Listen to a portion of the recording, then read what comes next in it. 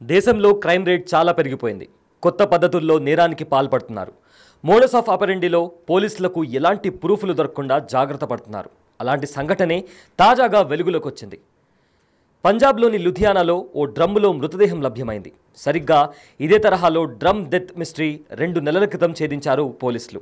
అది ఉత్తరప్రదేశ్లోని మీరట్లో చోటు చేసుకోగా, తాజా ఘటన పంజాబ్లోని లుధియానాలో చోటు చేసుకుంది.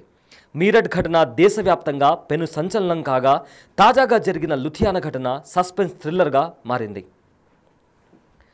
బ్లూ రంగు డ్రమ్ము చూస్తే వణుకు పుట్టేలా చేస్తున్నాయి ఈ సీరియల్ మర్డర్లు.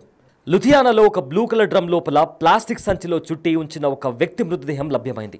దీనిపై కేసు నమోదు చేసుకున్న పోలీసులు ఇన్వెస్టిగేషన్ స్టార్ట్ చేశారు. అయితే ఈ హత్య పక్కా ప్లాన్ ప్రకారం చేసినట్లు భావిస్తున్నారు.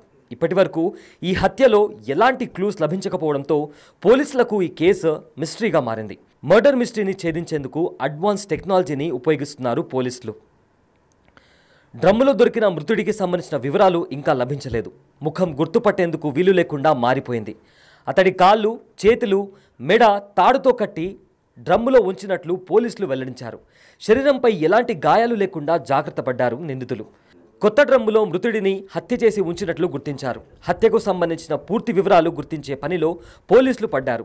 అందులో భాగంగా మృతదేహాన్ని పోస్టుమార్టం నిమిత్తం హాస్పిటల్కి తరలించారు. పోస్టుమార్టం రిపోర్టు ఆధారంగా ఇన్వెస్టిగేషన్ చేసే అవకాశం ఉంది. ఈ ఘటన జరిగిన ప్రాంతాల్లోని సీసీటీవీ ఫుటేజ్లను పరిశీలిస్తున్నారు పోలీసులు.